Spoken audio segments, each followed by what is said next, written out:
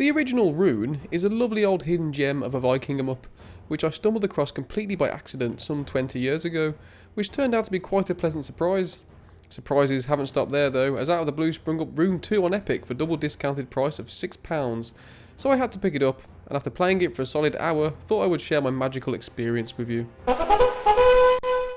You may notice that this recording is in ultra-wide, and subsequently I don't think the developers were banking on that, as the opening FMV is suffering from a severe case of fat face.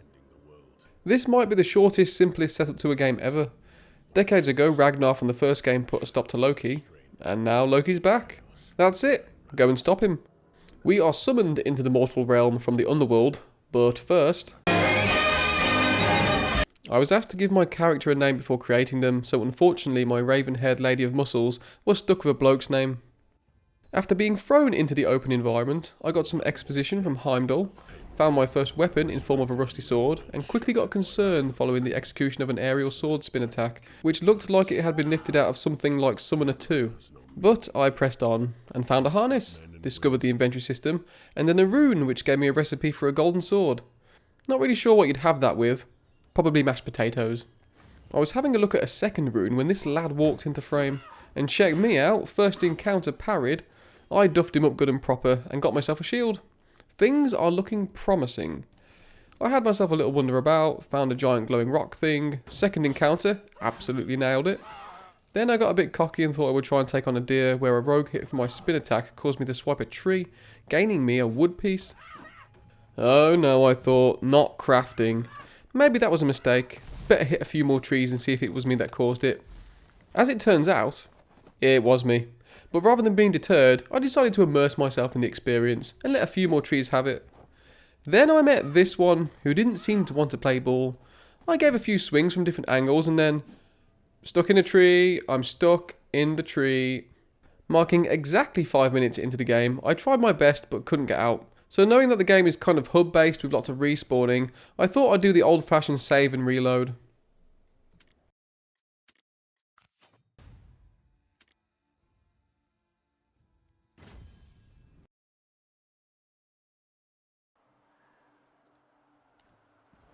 Ah, bollocks. Luckily, we weren't too far in when that happened, so we can ignore that and start again with a new character, and this time with slightly different coloured hair to make us feel like we didn't want that character in the first place, and this one's much better. Starting over, I took a different direction to avoid the tree, or any tree for that matter. I ran into this horned fellow, who very nearly left me for ruin, but luckily, a friendly deer turned up and helped me out by wedging the other guy in a doorway. Good work, Reggie.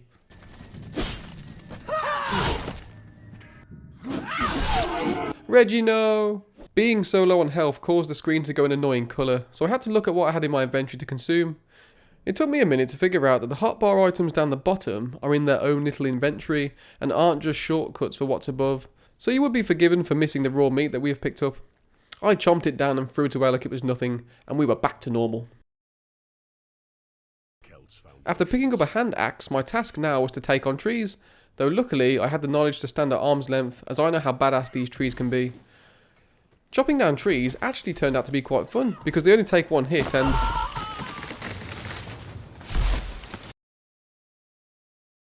Not a major setback this time, as I got to choose my respawn point. What? Blinded by rage, I extracted my revenge before collecting the wood from the tree that had previously bested me. Now I had to gather stone. Only 5, so not bad. On my scout, I noticed this large gentleman barreling towards me, which was around the time I noticed that my shield had gone. And it's only just clicked that it's because I started a new character. So, have that, give me that. And ooh, I'll have that as well. Trotting off down the garden path, a flurry of arrows from Turbo Legolas meet the might of my shield. So quick is he that he manages to fire an arrow even when stunned. Do him one! Unbeknownst to me, because I wasn't paying attention, my current mission is to actually cook 2 lizards. I happened by a small camp with a fire and gave them a good roasting. Then it started to rain, so I legged it in fear of getting my hair wet. Sod's law, I ran into someone else in a similar boat who wanted to use my shield as a makeshift umbrella, so he received a vigorous clubbing. But unfortunately the same can't be said for the encounter seconds later, as I was pitted against a pillar with a spear. And what is a spear? Basically a small tree. Back I went, but this time I had a much better grasp on how the game actually functions. Runes act as more like schematics for crafting items, so from here on whenever I spotted one, I'd head straight over.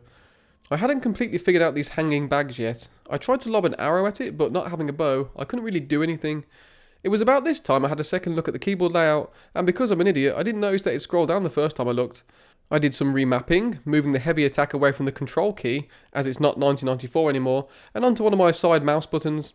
Then I remapped the kill self button. Hang on. Which seems far too dangerous to have as the Z key. And finally I discovered that there is a throw key, so I was able to lob my sword. I didn't at this point think to throw it at the hanging sack, mind you, but spoilers for later, the thought does come to me. My next exciting mission was to break 3 stones. The first 2 pose no challenge at all, as there is nothing difficult about reaching them, and no enemies. Stupid rock, you go smash now. But on my way to rock number 3, I came across this unfortunate fellow, who rather than trying to fight me, did a big old no-no in his knickers, and we just can't be having that. Look at that, I actually skewered him and flinged him to the side. That's pretty neat.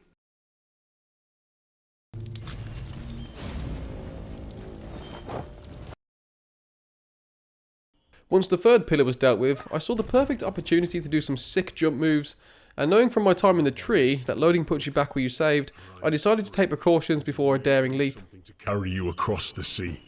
A vessel to keep you safe upon those freezing waters.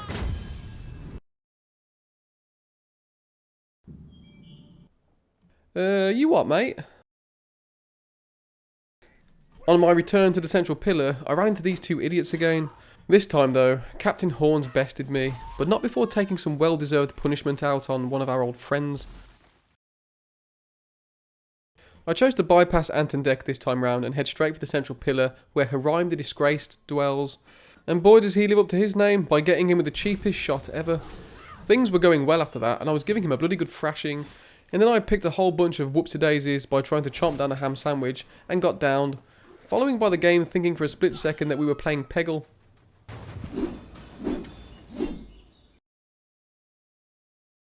Hightailing it back to the fight, he didn't stand a chance. I must point out that I do like how the enemy's life remains depleted on a respawn, makes it less frustrating, and kind of impossible to lose, if you think about it too hard. Our rock-spawning baddie dropped one rather nice oversized implement, which nearly sent me packing whilst fighting this guy, but once I'd figured out the range of the lunge attack, I knew it was a keeper.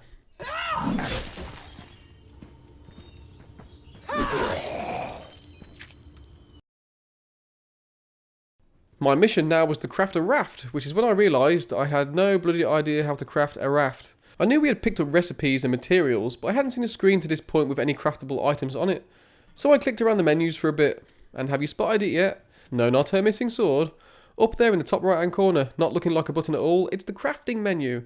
Here we have all the wondrous things that we can craft, by which I mean about 3 things, as despite having the materials for some of them, they just remain greyed out. My guess is that I haven't found the rune for them yet, but I'm still not sure to be honest. Anyway, with raft crafted, I made my way to the sea and... oh. This time, rather than heading to set sail straight away, I thought I'd go back and finish off Torval and Dean with my new shiny swisher, but sadly they were off playing without me, so I repaired their house by accident instead. This gave me access to a vault which allows me to store my items, which I'm sure will come in handy at some point, but for now I got distracted by running around stomping on lizards.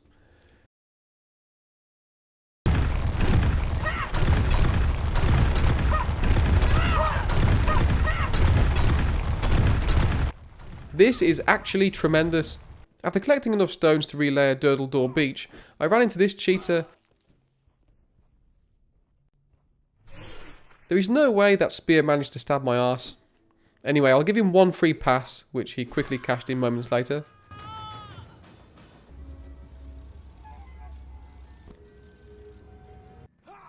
After being particularly impressive with yet another axe swinger, I noticed one of those hanging sacks again. This time though, a tiny bit of light pinged off it, and if games have taught us anything over the last 30 years, it's that if it glows, she throws. And misses. Come on, let's not be a stereotype. Turns out lobbing my sword at it did indeed knock it down, and inside was what we had been sorely missing up to this point in form of decent armour. Now we're looking more badass. Shame the Hessian sack demolished my sword though. I did a little bit more exploring, nearly got stuck in a tree again, found the torch, collected some mushrooms, and went searching for the other sacks I'd seen. You know, a lock-on system wouldn't have been too much of a bad thing in this. Stupidly, I thought lobbing my sword was a good idea, but all that got me was a mace to the face. I decided that I needed some new weapons, but realised that I'd used up all of my wood repairing the house, so maybe I'd be able to craft some basic weapons if I stocked up.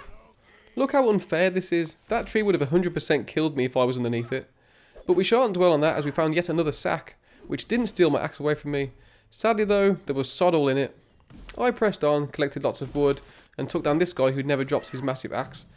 In fact, he only really tends to leave one leg and one hand behind. It looked as though I could only fashion basic spear or axe, so I thought I'd hold on and see if anything bigger came up, and oh yeah, there it is. This thing is pretty awesome, as it knocks people on their arse from a fairly good distance. It does deplete your stamina quickly, but in a one-on-one, the time they spend getting back up should be enough for you to see them off.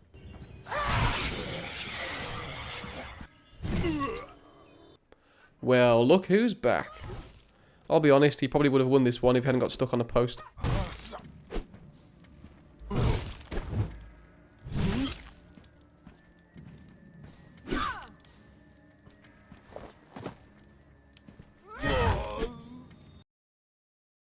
Enough messing about, I thought. I'll cast off, not before finding an awesome looking bone mace with an impressive stat, mind you. I then hit a bit of a snag with figuring out how to actually place the raft in the water. Turns out you have to set it in the hotbar and then it lets you place it. One of Loki's minions had spirited it away. I could not sound the alarm as I was destined to do. I really like the realistic animation of the raft.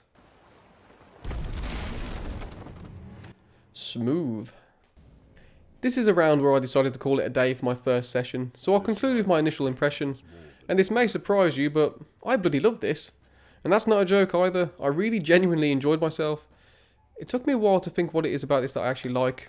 It's full of glitches, the combat is a bit crap, the inventory system is there, and the game stutters randomly from time to time. And you know what, in reflection, I think I quite like all those things. Subjectively they make a game bad, but the lack of polish really helps to give Rune 2 a feeling that it was created by people, rather than being plopped out by the game making machine. Compare how this presents itself to something like the average Ubisoft game. I'm not Ubi bashing by any means, but you see an Assassin's Creed game, you know exactly what to expect. This, by contrast, is completely unpredictable, and that's what I want from a game. It reminds me of when Stalker was released in its original state. Half the challenge of that game was battling against the mechanics rather than the enemies. It also doesn't have enormous aspirations. It's just a tiny little bit of everything. You level up, but there's no skill tree. There's crafting, but resources are so readily available that it doesn't take 5 minutes. It's open world, but not really that open, and you only have 2 attacks. As a sequel to Rune though, I wasn't convinced at first that it held much similarity other than the setting, but as I carried on playing, its roots started to show through. The non-precise combat, the weird jumping, the lizard eating, they actually feel more like something that was reskinned from the original game. I like it. Will you like it? I highly doubt it. But I'm going to see where this random load of nonsense takes me.